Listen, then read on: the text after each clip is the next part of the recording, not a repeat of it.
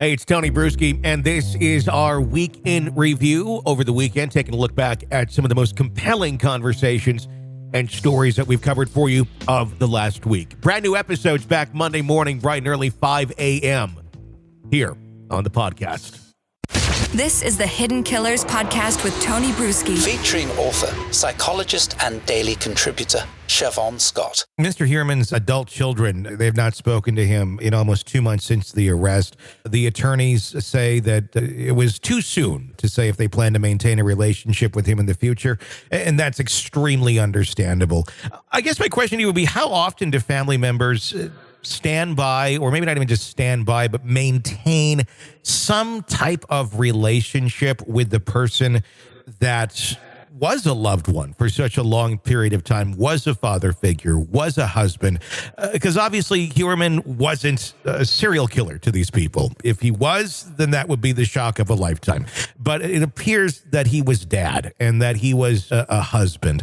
How do family members reconcile that sort of thing and then move forward? Is it healthy for them to maintain some sort of relationship for their own well-being, like one would maintain with maybe a parent that is narcissistic or something, and you're just doing it more for yourself to be a good son or be a good daughter? Does that apply in a case like this when someone has done or being accused of doing such horrendous things?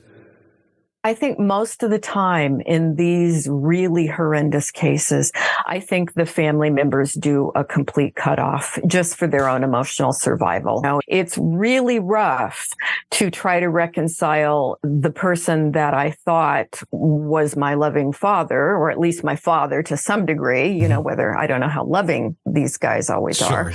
But to try to reconcile that and to continue to be able to hold those two realities separate, that's really hard for people to do. And I think most of the time it's probably healthier for them to just get lots of support for their own mental health, but to move on and just cut the ties. Now, that doesn't mean if somebody has a need to go visit at some point and to try to talk it through, I certainly wouldn't discourage that, but it's something I don't think most people are able to do. Do the people like Rex Heuermann, do they have anything to offer if one has a need to try and talk something through? Does it ever make sense to go back and have a conversation, not about murder, but about interpersonal things with family? Because once, obviously, you find out someone has done this, it kind of taints everything that they have ever done, because this is the person who's capable of this sort of love over here, but capable of this sort of evil over here. It certainly, it lingers in to the part that wasn't so negative. Is there ever anything is it ever a good thing to maintain that? I guess it'd be my question. Yeah, there are going to be differences with every situation. And so I can't say that it would never be maybe healing for somebody to make that attempt. And would it be possible? I can't say I've seen it happen. And I don't know that it would be helpful. Now, in some cases, an adult child or a spouse may go back and have a conversation that could be therapeutic, but it would be more along the lines of, I am completely aghast that I never knew you, so to sort of discuss through and process the horror that they felt. Would there be a good outcome from doing that? I can't say that I've seen that happen. Sure. Is it possible? It could happen. But again, I don't think for most people that's something that they want to do. The South Carolina case that they're looking into, connecting it possibly to Heuermann, and I should note that as of this recording, some authorities have recently said, we don't really have anything super strong here, and I'm just paraphrasing, but there is a lot of evidence that does look suspicious. And one of the most, I think, intriguing pieces is that some of the family of Julia Ann Bean, who say they saw Heuermann back in 2017, the daughter of Julia saying that she immediately recognized Heuermann when she saw a photo of the suspected killer. She said, I have chills. I've seen him. That was the last man I saw with her personally. How accurate is that statement when coming from someone who's been through a lot of trauma? I mean, her mother missing, murdered, and you, of course, want to find the killer. You want to figure out who did this, and then suddenly there may be a suspect here. How much of that phrase should be, I've seen him before, or I want this to be the person I've seen before? Mm-hmm. I would certainly pay close attention to it. But on the other hand, we do know that eyewitness statements to murders are notoriously unreliable. People will believe that we see these with the people that have been unjustly convicted of murder based upon an eyewitness statement that, yes, this is the person. They pick them out in a lineup.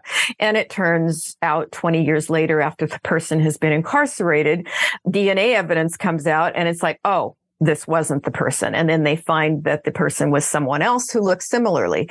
So we don't know. I'd say it's 50-50 at this point. It's certainly possible that this is the man that she saw, but it could also be that, our memories can play tricks on us, and that's true for everybody. Sure. How much of the accounts of Heuermann will play into the judgment that is made against him when it comes to an actual trial by a jury, if in fact we make it that far? Accounts like what we've heard from his workplace, where Heuermann would like to hire petite women that very much fit the description of the alleged victims. That's very specific of only who he would hire. It wasn't that there was one in the office.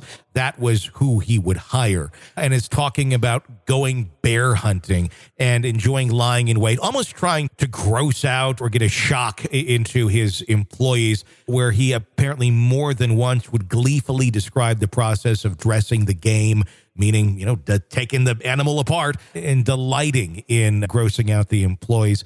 Does that show more of a pattern of behavior or some desires that are kind of deep and dark and down? Or would that be something that connects as much as maybe on the surface we like to think it would? I would think that sort of thing would be really relevant to a psychologist doing a thorough evaluation of his personality, because it does say a lot about him. To what extent that would be allowed in court as evidence, I don't know. I would question how much of that would be considered, appropriate testimony, but it's certainly relevant to his psychology. Everything that you mentioned is. This is the Hidden Killers Podcast. Want more? Start binging on all of our true crime podcasts right now through Apple Podcasts, and get an ad-free experience when you sign up to be a True Crime Today Premium Plus member, exclusively on Apple Podcasts. More of the Hidden Killers Podcast, dropping soon. Press subscribe now.